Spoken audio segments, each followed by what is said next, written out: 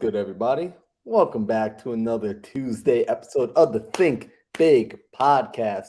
You got myself, Marlon Johnson. I'm one of your hosts. I got my co-hosts, Daryl Ellison, Sam Singh, and Alejandro Alvarez kicking it with us today. And it's Talk Shop Tuesday.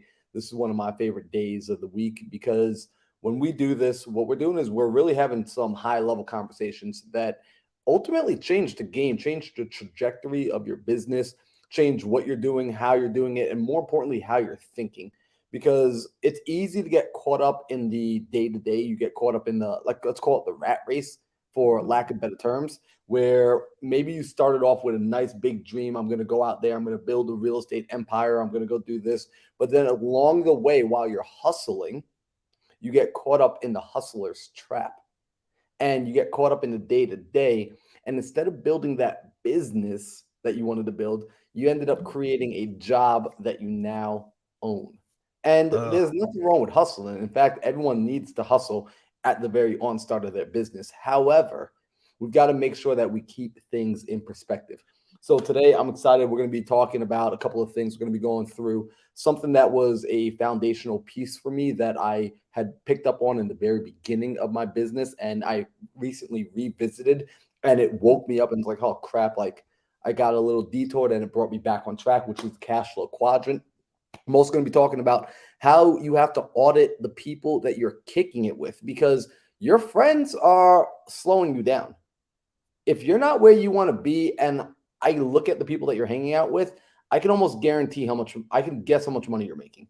If you show me the five people that you spend the most amount of time with, I can guess your bank balance within like probably a couple hundred to a couple $1,000s.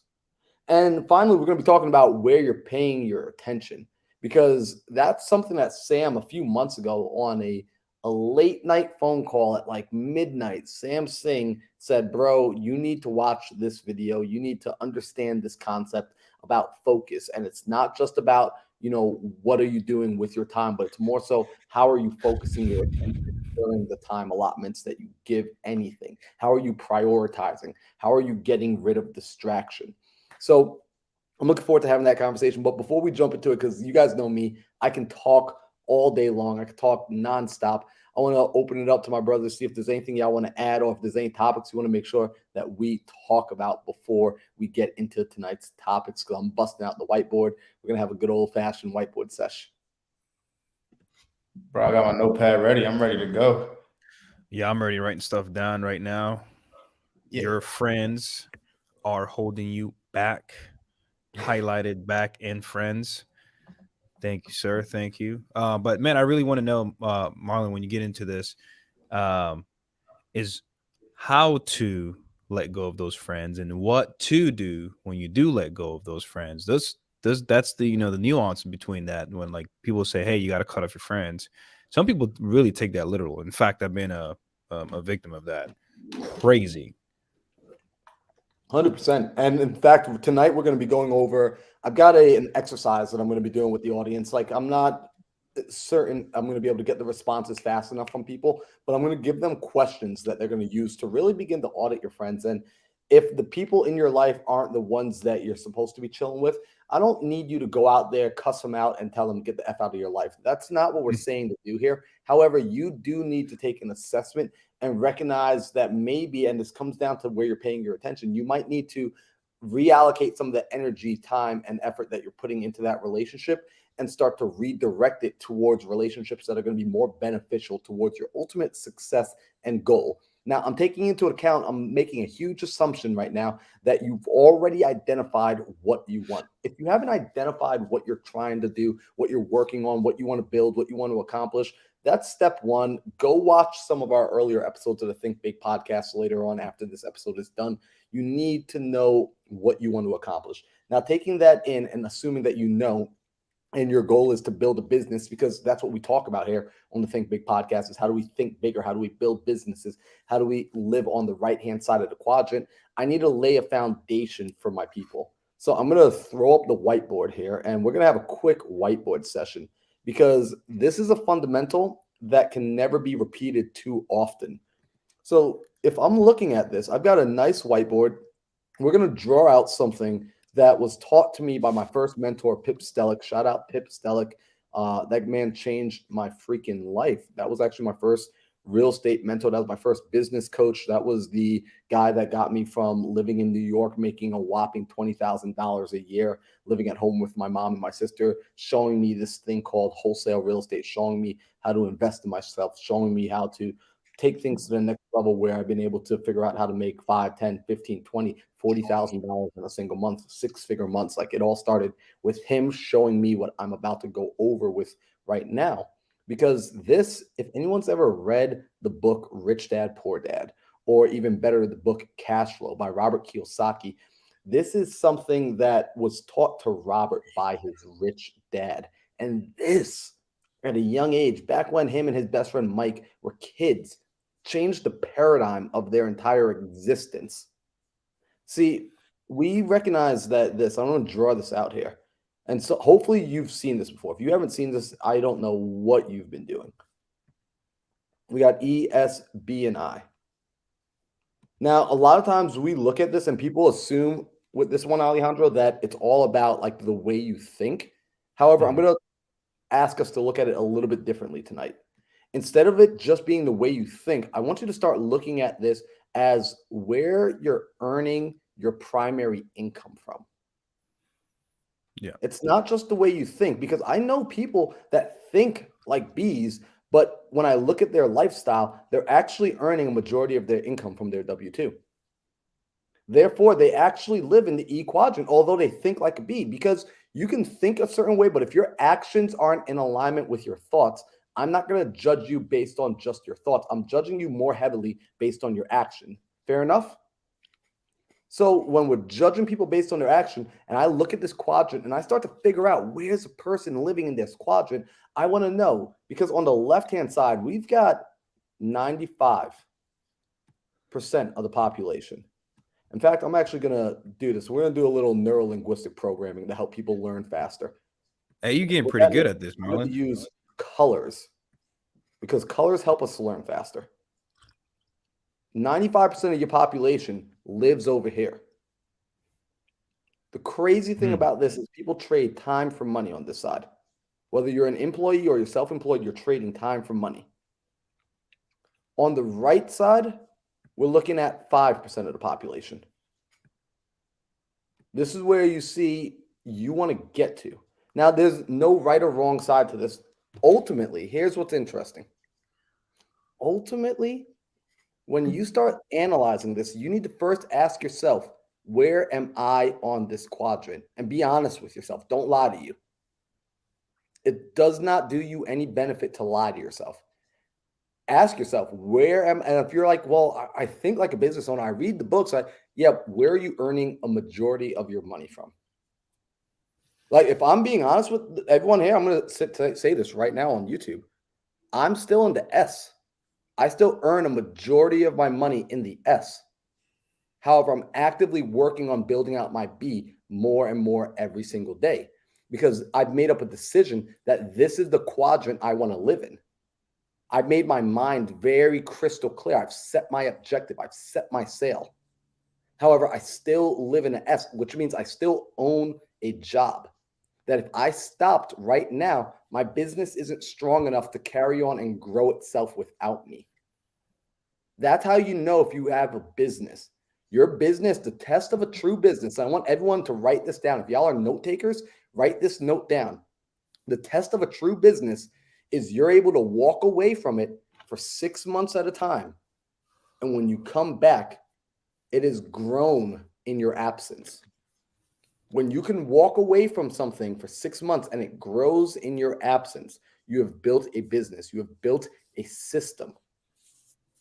You hear my brother Sam talk about this all the time. Systems, systems, systems. So on the left-hand side, we look at having systems, we look at having trust, and we look at having support, right? Or a team. You got to have systems, you got to have trust, and you got to have a team. If you do not have those things, you are not a business owner yet. It's so important that I get people to understand this. Because again, sometimes we get caught up in the building of our, like, we're out there, we're running and we're hustling, we're trying to get that race to revenue. We want to make that first paycheck. And although our goal in the beginning was to create a business, we forget about that and we spend 4, 5, 6, 7 years just building our job. A high-paying job, a great job, but I want to remind you to focus on building your systems. That means after you're done with your workday, after you get off your job, what should you be doing with your additional time? You should be building your systems. You cannot negate that.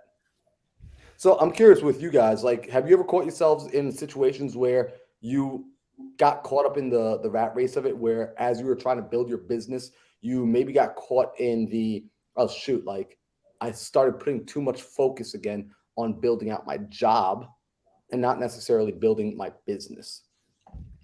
I would say Almost definitely. Yeah. Go ahead, Mr. I want to hit on this. I think we can all kind of relate at it from probably all those, perspectives, whether it's systems, trust, or support. I think that for me, a lot of it was based on the idea or this false assumption, and sometimes it was probably a proper assumption, is that no one could do it better than me because I was an extremely talented closer. And that idea led me to have this false belief that scaling, right, in the way that I was working, my revenue projection or production would be based on my input because I was the most talented. And then it wasn't until one of my mentors, Kent Clothier, sat me down and he gave me this idea. Now I've learned this and I firmly believe in this. It's why you guys heard me say this a million times over. You can't scale talent. You can only scale systems and processes. And one of those big things that was like really, really big for me is grappling with trust. It's like, hey, we're going to have a $40,000 opportunity here, $30,000, $40,000 assignment opportunity or wholesale opportunity or something. And it's like, I may be the best poised to capitalize on it. But if I'm going to remove myself from this business, I have to take that chance on someone else. And here's the most important thing. I have to be willing to lose 30 to 40 grand. And that was difficult in the beginning. But yeah, I want to hear from you guys. Alejandro, what about you? Oh, bro, I'm writing this one down right now. Go ahead, skip me. You can't scale talent. You can scale processes, systems. Literally writing, taking notes. Like, this is what happens when you're around good people. Like, you start taking notes from your homies. Yeah, you got any more of that free sauce, Sam? I'll get you something. Anybody's not writing it down. Then. Bro, I'm gonna write a book one day. It's just gonna be nothing but Sam Singh quotes. We call them Samisms. But go for it, Daryl. Sauce by Sam. Oh man, but man, what I can say about that, I mean that's and when you say no one could do better than you, you're probably right, because the person that can probably do better than you, it's probably having his own business elsewhere. Why would he work for you if he can do better than you? You see what I'm saying? Unless they have limited mindset and they don't know their true potential, and you happen to help them become an entrepreneur within your business. But that's really difficult, man. Like, just looking back at it when I was hiring new people, and I'm like, man, how can I teach these people to be good as me?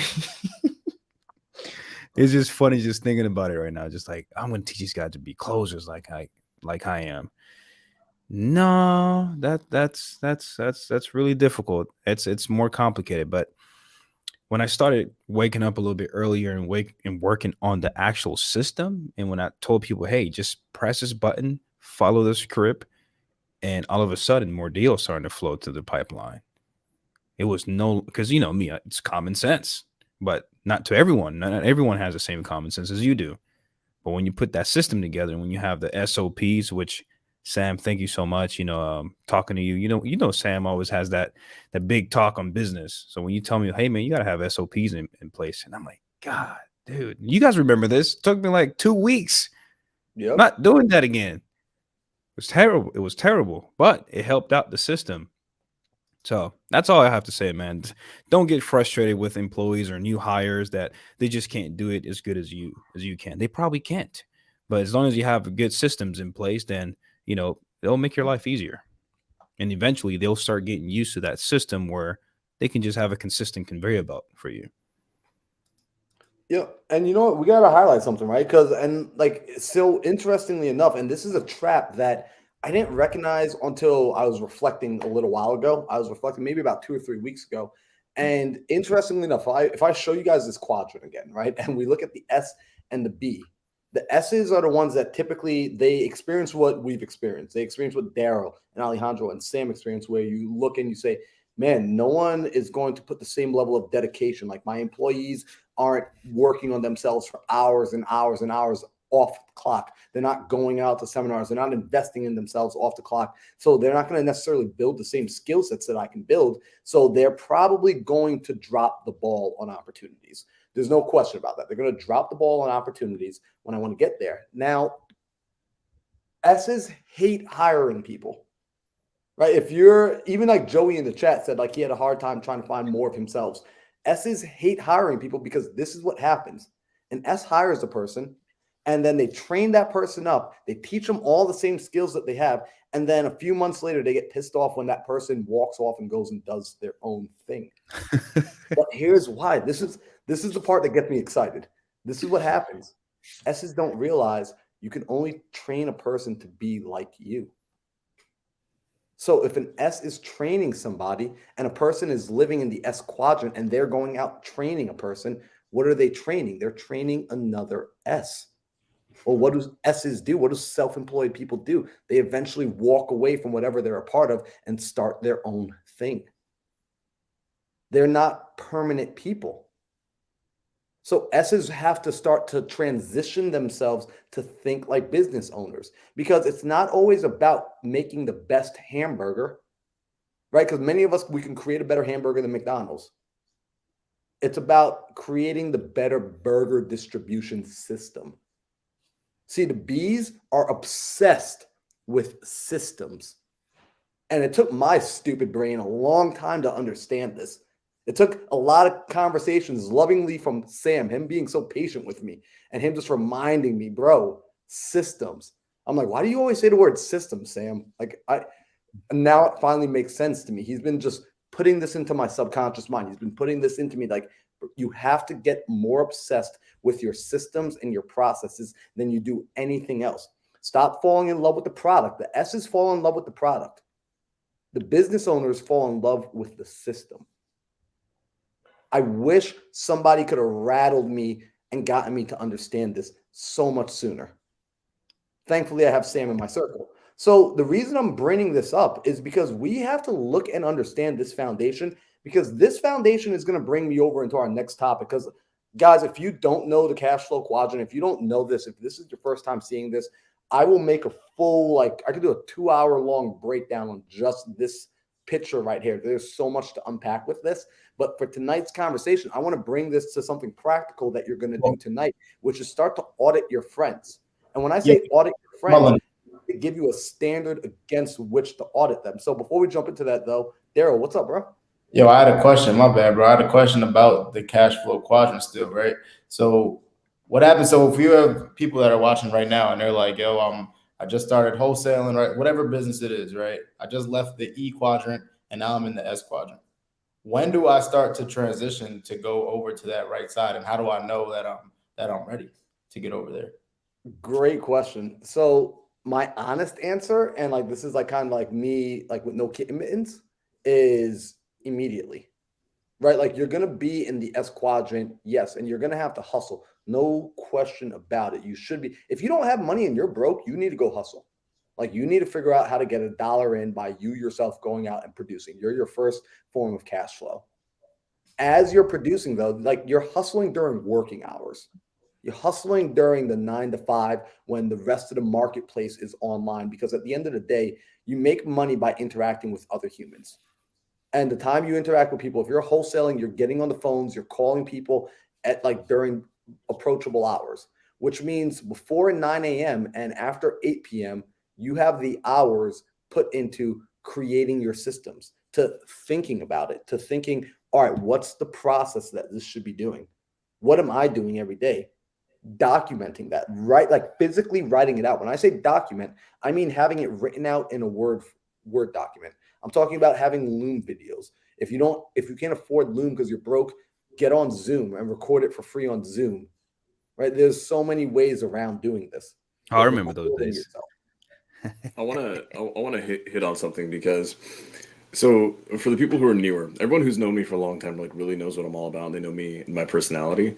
Like we talk a lot about systems, right? And I hammer away systems. But Marlon, am I actually like an integrator, systems oriented human being? Hell Ew. no. I am through and through a visionary salesman. I am like your typical visionary in that regard. And it's so funny because when I talk to Marl, I talk to all these guys privately so often about, SOPs, SOPs, SOPs, right? Systems, hiring. I've grilled all of these guys. Like if they tell me they just closed the seller, I'm like, why the hell did you close the seller? Why wasn't it someone else on your team? And then it's a really kind of interesting thing where I think that the people who have to be the most aware and have this kind of understanding and self-awareness are my fellow visionaries, are my fellow closers. Because sometimes in this industry, not sometimes, actually almost all the time in this industry, we glamorize being closers. We romanticize it, right? It's a sexy thing to be a closer.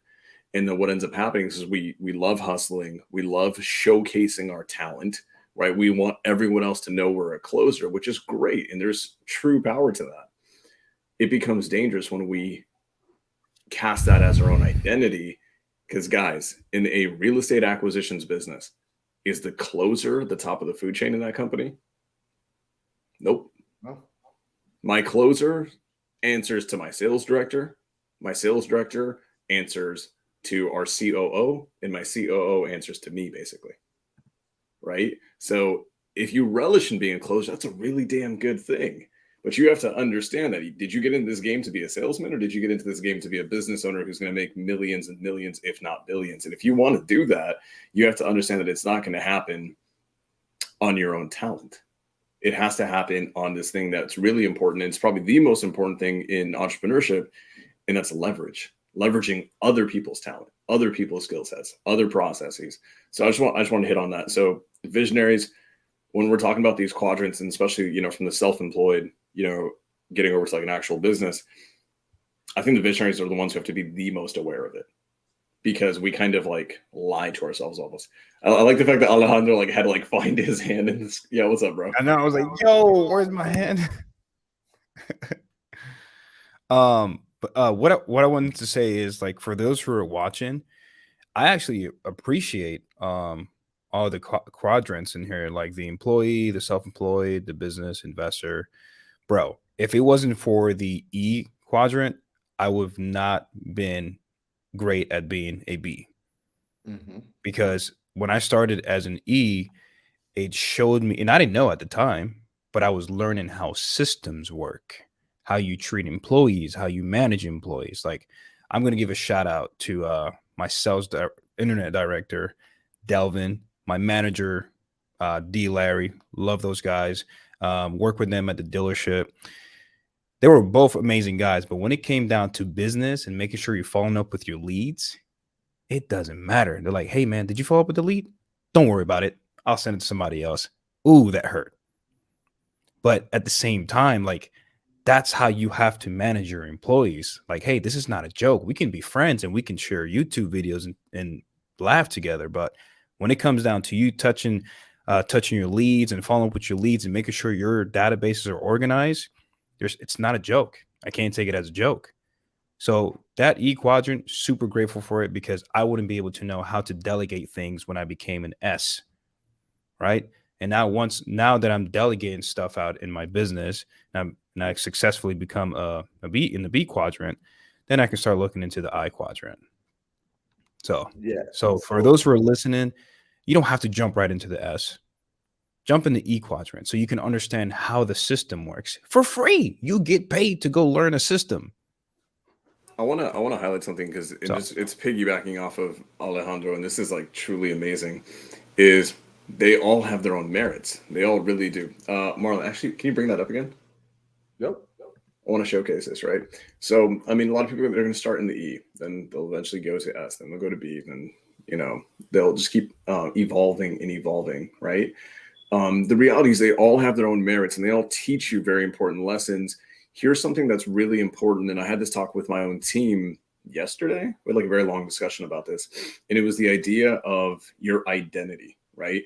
And your identity should never be attached wholly to one thing. One thing that I've been paying a lot of attention to, not just the highest level CEOs in the world, but some of the highest level COOs in the world, because they're the ones who actually run the businesses. They're the one who optimize the highest level, multi-billion-dollar companies. And what's interesting is you look at a lot of their trajectories and like in what they've had to do in different businesses, their roles almost consistently change. And one thing that I've realized, in Hormozi speaks of this so often, is for you to level up, your identity cannot be fixed to one thing. Understand what season you're in. You may be in the season of E right now, but you want to go into the season of S. You want to go into the season of B, right? Wherever you want to go. You have to understand where you're currently at, and you have to understand where you're going. And most importantly is this: understand what it's going to take from you right now to make that transition. So many people, they're in the S quadrant and they're looking at I. And they're looking at people who are in I. I look at Hormozi all the time. He's one of my big role models, right? I think he's a role model to a lot of us. And my co-host Logan from Origin Story always hammers this away to me. He's like, dude, you're looking at Hormozi right now and you've got a lot in common with him. You have the potential to be just like him. Here's the thing though. That dude makes $120 million a year right now. He's in a different season than you are. Understand the season that you're in. And if you are going to compare against someone who's ahead of you, don't compare to the season they're in right now if that season is 10 years ahead of you. If you want to draw any level of comparison, do it to when they were in a season similar to one that you're in and see how they got out of it. So there's merit to all four quadrants. There truly is. The most important thing to me is just being as self-aware as possible of where you're at, where you're going, and what it requires of you right now. But yeah, Marlon, go for it. No, and you know what, Sam, I love that because that's huge. And this is why I bring this back up. And this is why I ask people to ask themselves the question on what quadrant am I in? Self-awareness is critical. And making a transition from every quadrant is going to take a mindset shift. It's going to take a language shift. It's going to take a action shift. Your behaviors will change. Everything about you will change as you make the transition. And this is why most people do not adjust. Most people try to make the transition, bringing what they learned in the old quadrant into the new quadrant. It's like me moving from America to Spain, trying to continue to only speak English. I'm going to struggle. When in Spain, I need to learn Spain. And then when I go from Spain to Italy, I now need to learn Italian. Or else, again, I will struggle. And these are the sort of transitions that we see when we go from each quadrant. So let's, and also, I got to highlight something. What Alejandro and Sam just said about honoring the previous quadrants, the quadrants on the left-hand side. Recognize that Jeff Bezos, when he was beginning his career, he purposefully stayed as an employee in really good organizations for the sake of learning how proper systems and high-level businesses operated, so he can see it from the inside. Someone the other day asked me, well, Marlon, how do I get an idea of what a good, strong operating business looks like? And I said, simple, go work for one. And I wasn't being like a jerk and I wasn't being sarcastic. I actually meant that. If you're young, go get a job at a hotel, like a Marriott hotel. Go get a job at a McDonald's for like 2 weeks. Not to stay there forever. I'm serious. Like, go get a job at McDonald's for 2 weeks. Go see how well-oiled that machine runs from the inside. See how they have manuals and how they have processes. And there's a way of doing everything in a structured, organized way each time so that it's a predictable result. So with that understanding now, I want to bring it over to this concept of knowing where you want to go. Identifying and thinking with the end in mind. I think it's a wise idea. This is an opinion. It's a wise idea to focus on being in the B quadrant. The reason being is because as a B in the B quadrant, if I learn how to build business, it allows me to be a most effective investor. Because what do investors invest in? They invest in assets like real estate, and they invest in businesses. In order to be able to be a good investor of businesses, it would help if I understand them. If I'm able to add value to the businesses that I invest in or identify strong businesses based off of strong operators. The only way I'm going to be able to identify a strong operator is if I know what it takes. So building out my identity, building out my skill set, building out the B quadrant of my life is where I want to go. So I start to audit my friends. I start to look, and I want everyone to do this. Think about the 5 people you spend the most time with and actually get a piece of paper and write their names down. You should know the 5 people that you spend the most time with. And if you're like, well, I'm a homebody, I don't go out. Cool. Look at your phone. Who are you texting the most? Who are you calling the most? Who are the 5 people that you communicate with on a day-to-day at the highest, like just the most amount of time and attention is going to them? So Alejandro, what you got, bro? Hey, man, I just want to say, before this whole community, before I met Sam, Daryl, Marlon, I was the homebody. In fact, I am still a homebody, but I'm telling you this right now. That is not a good thing if you really want to fulfill your dreams and your goals. I have to purposely enforce myself to get out there and talk to people and build a relationship. That is critical. That is huge. I didn't realize how huge it was to build relationships, because there's certain things you just never know. You never know who you meet. And like next thing you know, you have a deal and you met this person at a restaurant. You had a conversation with them like, hey, I have $100,000 I can invest with you. You just never know. Me, I'd rather stay home. You know me, guys. Got to protect my energy. But dude, I have to get out there. If you really want to succeed, it's all about relationship. We can't do this alone. We can't. What's the purpose of doing it yourself? Who are you going to pop champagne with? For what? Go out there. And there's power in proximity.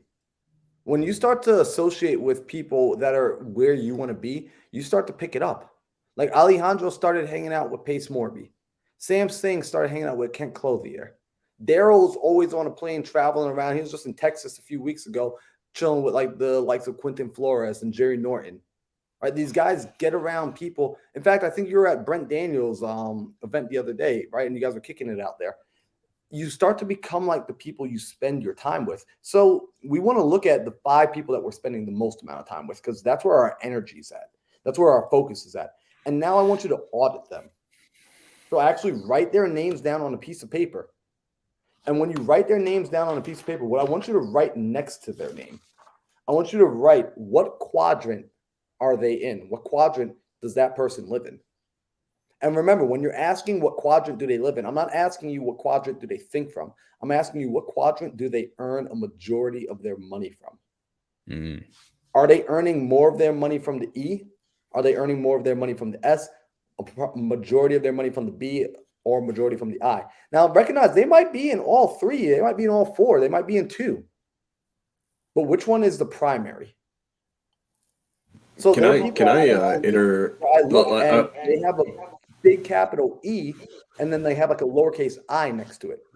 But they're happy with their E. They earn great money with their E, and they've learned to also invest their money. So a person like that, I'm like, all right, cool. I can still rock with this type of person because they still operate on the right-hand side. If I start to see that the person is totally just an E, I might have love for them, but I may not have time for them at this stage of my life right now. I want to highlight something, and just to interject this little thing. When you're looking at these other people, not just understanding which quadrant they're in, understand where they're going. Where are their goals? What are their intentions? What are their motivating factors? Are they on a freaking mission to go from S to B, from B to I? Or are they towards the tail end of their career where they're happy with where they're at in B, right? Because it's important to be around people who are, one, in a quadrant that you're in, or maybe they're a little bit ahead of you within that quadrant. It's another thing really important, in my opinion, to get around people who are ahead of you, who are on a trajectory that may be as fast as yours, if not faster. Because if you can attach yourself to them, right, and they're growing at a pace maybe faster than you are, it will force you to speed up.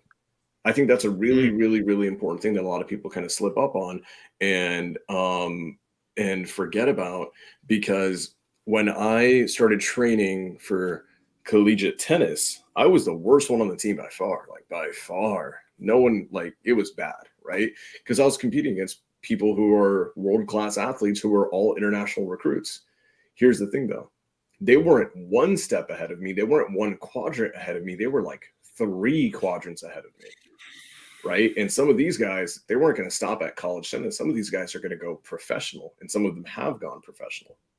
And so it's important to put yourself around not just people who are in a similar quadrant to you, but ahead of you, and people who are pacing super fast to go ahead of you too. I very often see that if, like, for me, if I'm in the B quadrant right now and I'm doing a lot of dope B quadrant things, I don't want to spend a ton of my time with someone who's the B quadrant, they're happy, they're content, they never want to grow it, they never want to scale it, they don't have aspirations. Guys, remember, the B quadrant isn't a small quadrant. There's a spectrum to the B quadrant, right? Mm-hmm. There's a person who just got into the B quadrant. There's the people who have made some roots in it. Then there's freaking gigantic monsters in the B quadrant, right? Figure out where they're at, figure out who you want to be around. Because for me, I don't want to be around someone who's there and they're happy and they're content with exactly where they're at, and they don't want to shoot for the stars. And that's my own personal take. But yeah, I want to see, Marlon, is that something that you agree with? Is that something you resonate with? What do you think? Absolutely, man. And there's, it's good. It actually leads into the next part of the audit, because this is the first part of the audit where we just want to first identify where the people that we are spending time with, where they exist. Because most times situations and problems occur in our life, not because we can't solve them and not because we don't have the resources to solve them, but because we're not aware of them. Awareness is the first solution to anything. You got problems in your marriages, you need awareness of what the problem is. Problems in your business, you need to know where the cracks are so you can patch it up. I can't plug a hole if I don't know it's there. So exactly what Sam said too, inside these quadrants, there's a spectrum.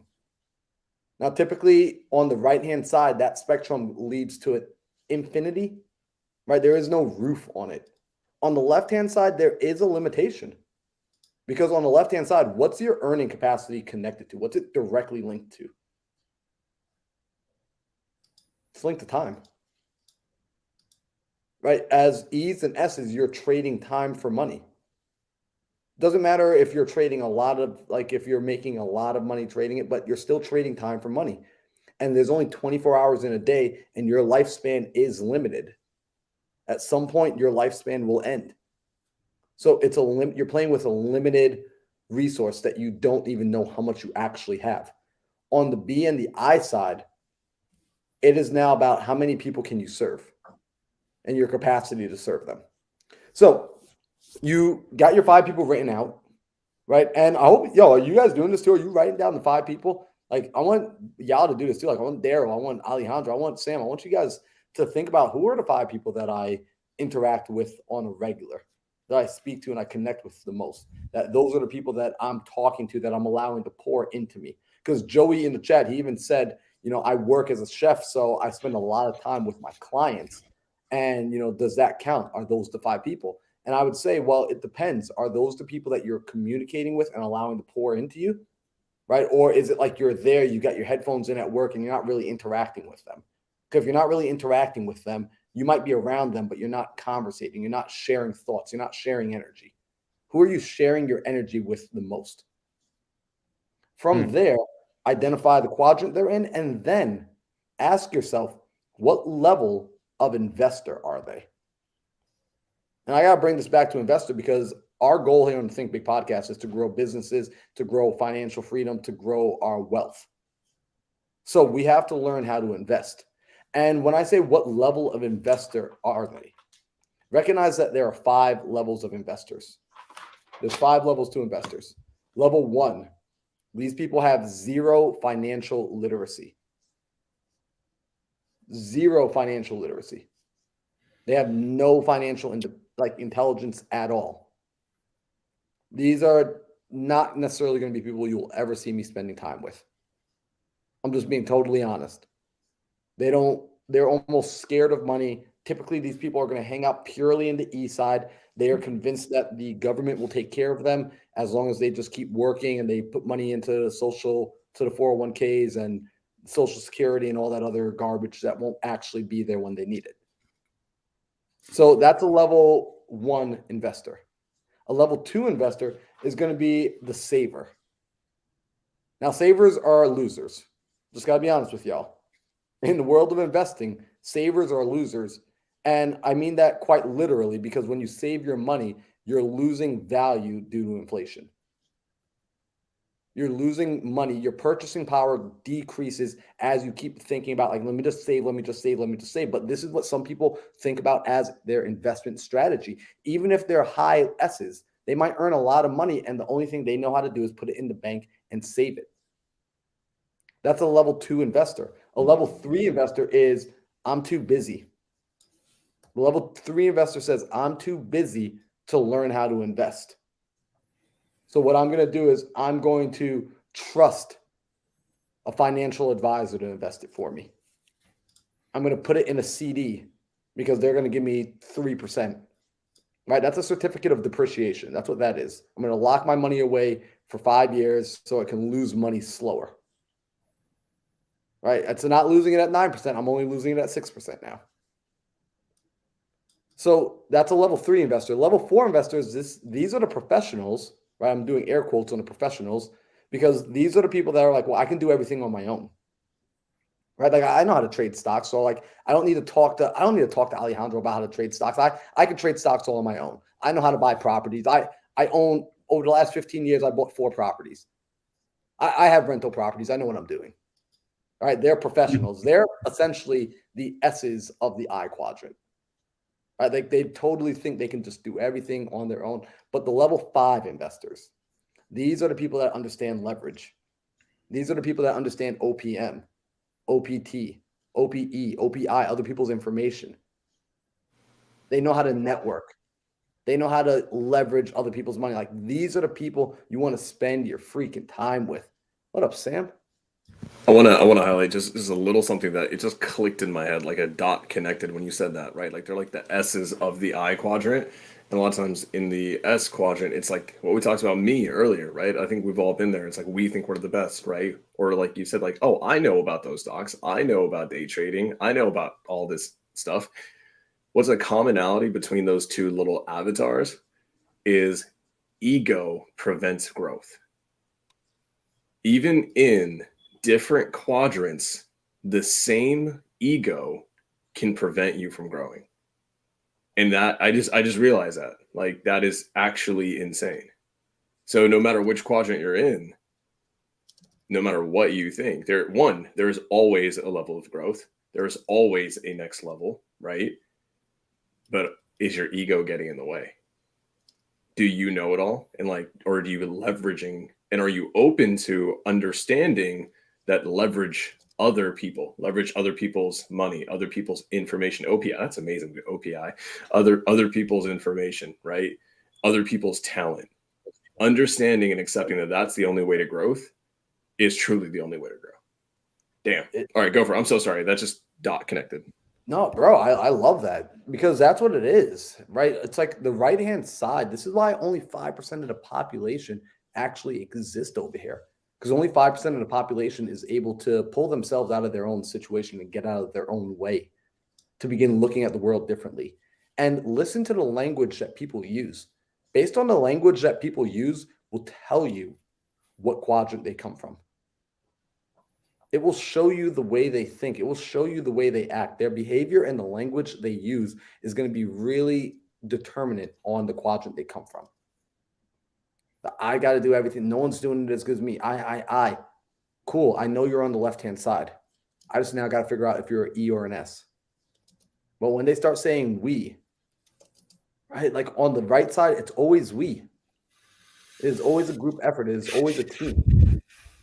So with that being the case now, you start to audit your 5, and just as you look at it, are those 5 people, based off of where you want to go, based off of the quadrant that you want to be in, are those 5 people the best suited team to get you there?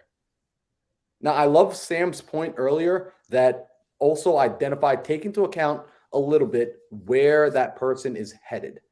Does that person have a clear sense of where they want to go?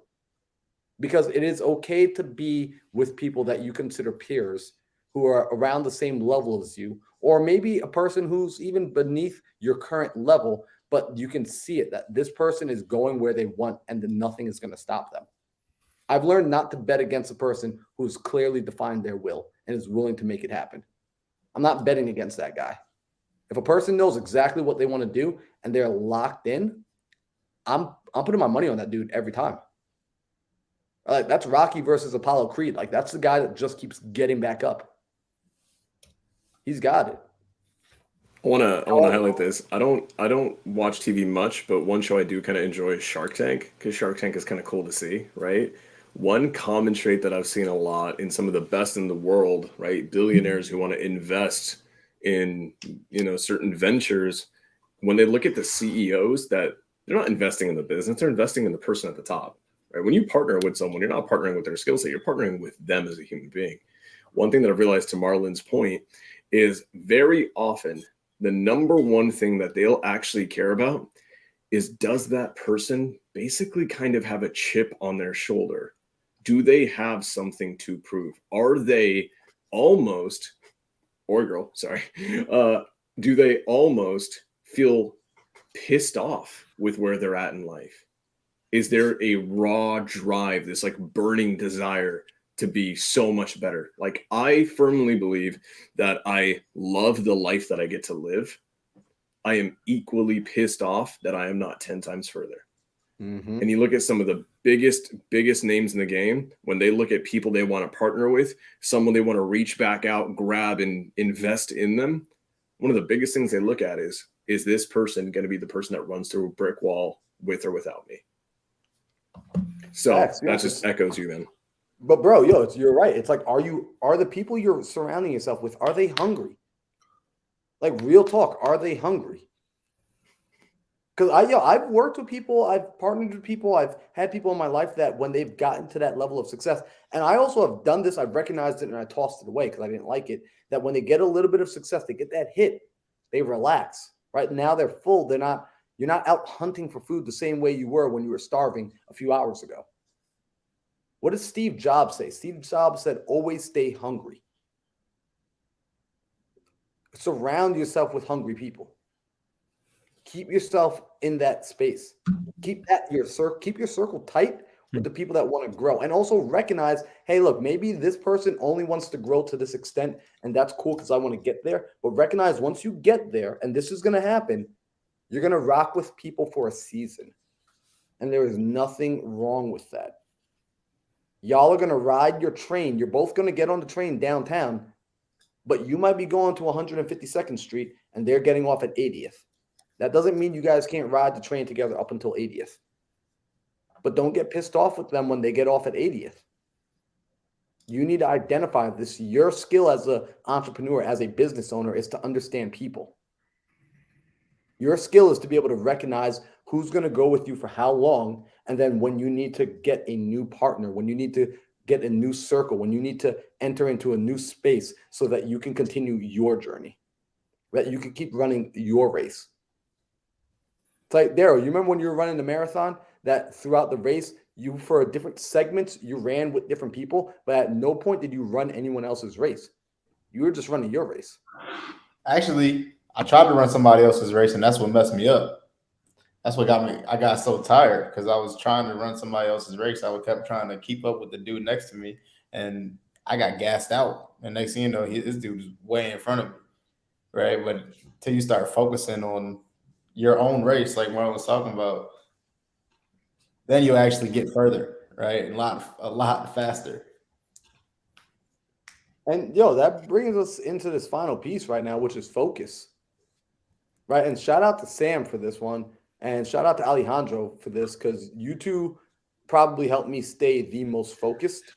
Right. Especially Alejandro, man. Like I can always count on Alejandro's his own focus to get my focus back in check when it starts to waver. So much to the point that actually even yesterday, I just deleted Instagram and Facebook off my cell phone because I was like, you know what? I really don't need this on my phone. It's taking my attention away. It's distracting me in the middle of the day when I have other things more important to do. So let's talk about focus for a second. I got this quadrant on here on the screen because if y'all are looking at this, if you're in the audience and you're looking at the screen and you see that ESB and I, ask yourself, which quadrant do you want to be in? And then are you keeping that main thing the focus?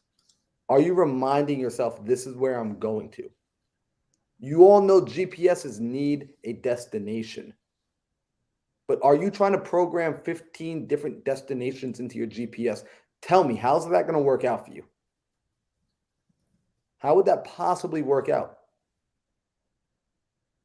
It'd be telling you to go east and west at the same time. You end up going nowhere. Even worse, you end up frustrated going nowhere. Bringing the focus back in means clearly defining, where am I going? What do I want to create? If you want to create, hey, I'm just trying to figure out how to make $300,000 a year, kick it, chill, travel around the world, backpack through Europe after I make some money, come back, work again. Cool, you can do that. There is nothing wrong with that. I have friends that get sales jobs. They go out, they crush it. They're top producers. They make their money. Then they go and they travel for a month at a time. And they have the power and the command to tell their employer, look, I'm going to travel for a month. And they get to do that because they are such a closer. They are such a well-skilled machine that they can call those kinds of shots. But they did it by design, not by accident. Because that's what excited them. Right? Some people on the screen, Sam, is going to be a billionaire because that dream excites them. It might not excite some of you to be a billionaire. Some of you are like, yo, look, I'm cool. If I make $10 million, I'm good. Right? Some of you are like, you're going to be like, hey, if I get the 52nd Street, I'm good. And there's nothing wrong with that. The only thing that's wrong is if you have not identified your goal yet, if you did not clearly define it, if you didn't stamp it down, if you don't have it written on a piece of paper so that you could come back and look at it, if you're not certain what you're doing, what's going to happen is I'm going to come on here one day, I'm going to start talking, and you're going to be like, man, what Marlon's doing sounds cool. I'm going to do it too. Then Daryl's going to start talking about, man, what Daryl's doing, that sounds cool. I want to do that. Man, what Alejandro's doing, man, what Sam's doing, man, what Pace is doing, man, what Jamil's doing. 4 months later, you're going to be standing in the exact same spot with no skills and nothing to show for it. And a lot of people that hit home for you just now because you're like, damn, that's been me. I'll say this, man. This is so good, and it's something that I've always believed. And law enforcement taught me this. And there's a good and a bad to it, right? There truly is a give and a take to it. There's points in life and industries where in law enforcement, it works amazingly well. In the military, it works fantastic. In sports teams, it's the culture. But be very careful of this in the world of entrepreneurship, guys. If you do not have a crystal clear vision and conviction in achieving that vision, you will be subsumed under the vision of another. And it won't be yours. And this is just the truth of it. This is why so many people get into this industry. And, you know, much love to my mentor, Pace Morby, but I see this a lot with him because he's a magnetic human being because his vision is so clearly defined and he's got so much conviction in how he speaks of his vision. People will come into his ecosphere. They're 40 years old. They've never met him before. They've never heard of him until yesterday. They meet him, see the vision, see the clarity, they see the conviction, and then they forget their own identity. And now their vision is just whatever his vision is. And this can help him and this can help people who resonate with him. But what ends up happening is that person now may spend a portion of their life building someone else's vision. And this is a dangerous prospect in the world of entrepreneurship is because you're going to get into this game and then you are going to have to look at others who are ahead of you and learn from them and see how they formulate everything that they do. But at some point, unless you have a clear-cut definition of what your goal is and have conviction in the fact that you will achieve it, you will spend at least a portion of your life building someone else's vision. And there's nothing inherently wrong with that, but it can waste your time. So well said, Sam. So well said. This is such an important conversation. We used to call it vision talk. Like me and my buddy Donovan, you guys know Don Rich. Me and Don Rich, we would get on the phone and we called it vision talk. And it was one visionary to another visionary talking about what our vision was, what our dream was, making sure that we never lost sight of what we were wanting to do. because that's exactly what happens. The stronger vision wins. The stronger vision has a way of just cannibalizing the other visions around it. Employees typically work for a visionary who has a strong, clear vision. Remember this. What I aim to do as a business owner, and what you should all think about, is can I create a vision so large, so crystal clear, that other people can still have their vision while building mine, how their vision can exist inside of my world as well. You do that, you get the best of both worlds. You do that, you create a happy business with happy employees, because you achieving your dream helps them achieve theirs. However, if you're that person who wants to build a large vision, don't lose sight of your vision. Whether you're an employee, self-employed, business owner, or investor, do not lose sight of your vision. And this is why I personally recommend you write it down. You repeat it. You get conviction on it. You dream it. You taste it. You see it. You know clearly. If I pulled up on you at the stop sign and I said, hey, what are you working on? What are you accomplishing? You should not be guessing. You should know exactly what it is you want to build. It's your life. What else would you do with it? Daryl, I'm curious. How do you feel about that, man? Bro, you can't go anywhere without the vision first. Like everything, every day when I wake up, the very first thing I do is I visualize like just my perfect day and my perfect life, and then I just embody that, right? I live in that feeling, right? I try to capture that feeling and just live in the feeling, because if you don't know exactly where you're going, you're just going to be going everywhere, right? You're going to get pulled in so many different directions. So having the vision is key. And exactly what you said, Marlon, is one thing that I actually have been neglecting, right? Like I wrote my vision down and I haven't been reading it every single day, right? Like I'm convicted. I know I'm gonna accomplish it, right? But something about speaking it and reading it every single day, like speeds that manifestation up a little bit, So I appreciate you for bringing that up, because that's something that I definitely like. They're sitting right here. The plan is literally right here, but I just haven't been reading it, right? So I appreciate that. I'm going to start doing that every single day. This real quick, this kind of goes back to Marlon. I think you and I have talked about this. And this really hammers away at what Daryl's been saying is what happens when you've got a friend who always invites you out to party. You're going to say no. You're going to say no a few times, right? And then what's going to happen is they're going to keep asking you, and you're going to keep saying no. What happens? They start asking you out less and less, fewer and farther between, until that frequency basically dissipates to nothing. I firmly believe the same thing happens if you're not frequently checking in and making it clear what your vision is, right? If you're like, to Daryl's point, Daryl should be hammering those things away every single day. He should be reciting them every day. He should be looking at them, studying them, internalizing them every single day, and confronting them. Confronting, am I on path? Am I rerouting? Am I on a side quest right now? Or is this going to happen?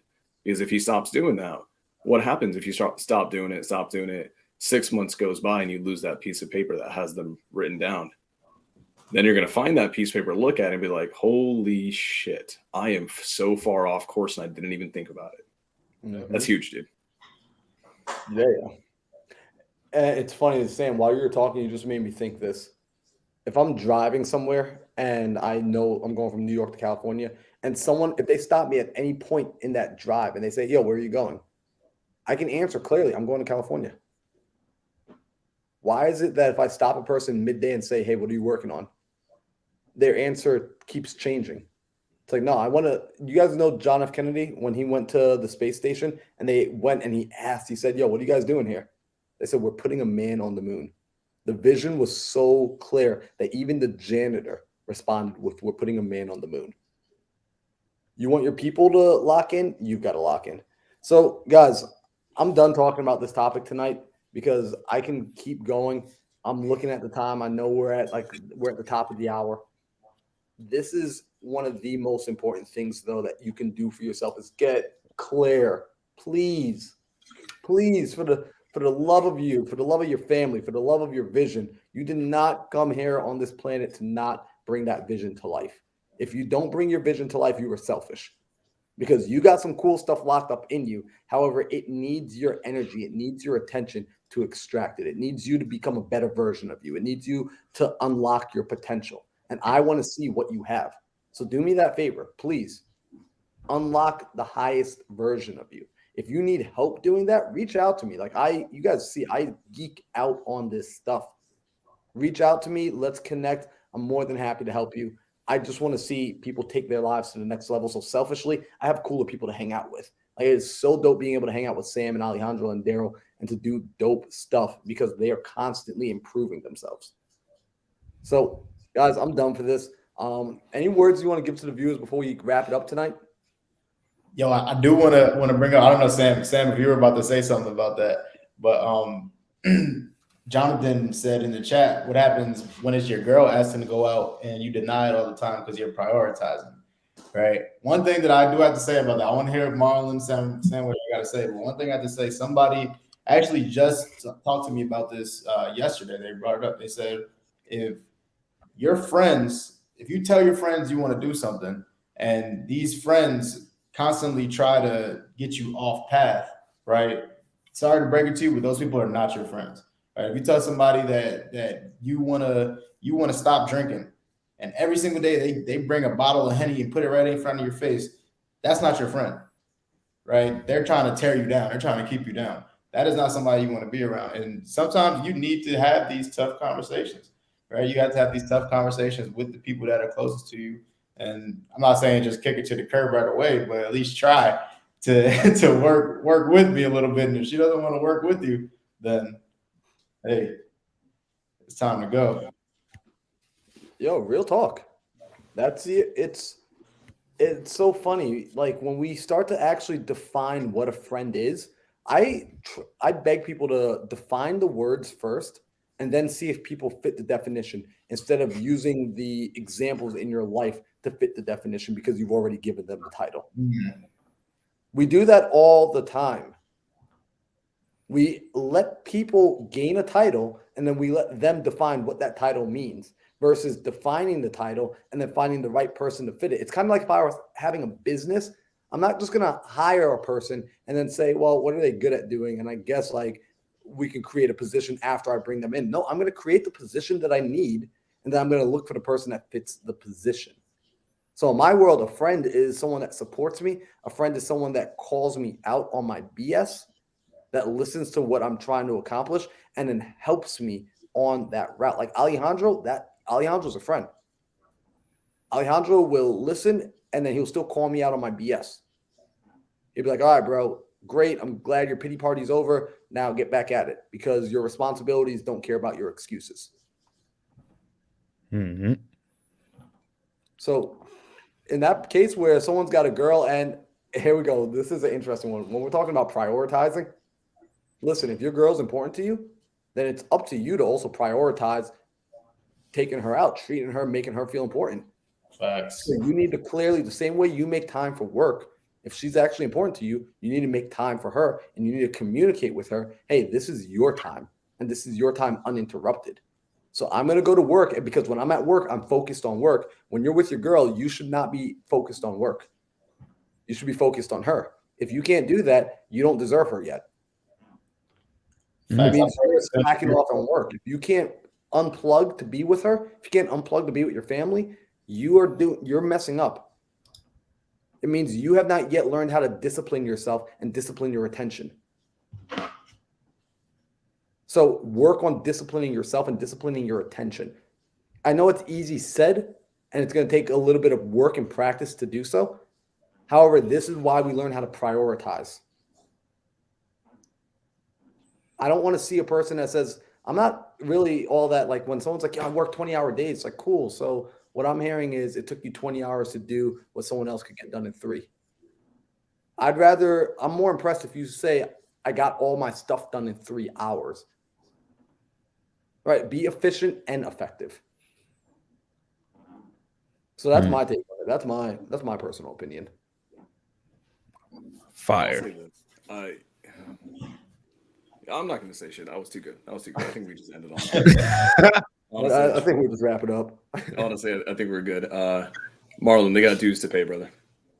Yo, facts. So do me a favor, y'all. If you were here tonight, if you got some value, because I saw people blowing up the chat tonight, and I appreciate all of y'all. We had Dustin in there. We had Dustin Reyna. We had Nob. We had Ingrid. We had Jonathan. We had Joey. All of you guys in the chat and girls in the chat. Kirk Anderson, Josh Archer, Brandon Williams. I appreciate you for being here. If you got value from the show tonight, this is what we ask as a admission cost. I ask that first off, you smash the like button. It's right down there at the bottom of your screen. It's going to take you 2 seconds. Hit it right now while you're listening to my voice. Next, if you're new to the channel, hit the subscribe button. And as you hit that subscribe button, if you're at your computer, click that little notification, that little bell notification, so that you get updated whenever we drop another episode. When we're going live, you will be notified. And finally, do me a favor. If you know somebody who needed to hear this the same way you needed to catch this message tonight, share this with a friend and make it a personal share. That means text it to them and say, listen, I listened to this chat tonight. These guys were talking about the quadrants. They were talking about auditing your friends, and it brought a lot of value to me. I think it could also bring value to you. Share this video out with somebody who's also going to gain value from it. And I want to say I appreciate all of you that have been liking the channel, that have been leaving comments, that have been subscribing. I've seen my subscriber count grow. I've seen Sam's, Daryl's, and Alejandro's subscriber count grow. So you guys are growing our YouTube channel. We really appreciate that immensely. We would not be here without you. So we'll be back again next Tuesday at 5 p.m. Arizona time for another Think Big podcast. Bros, you guys got any final words for them? Oh, sir. Sir. Thank you for sharing this today with us, Marlon. Of course, yo. So guys, we'll see you back here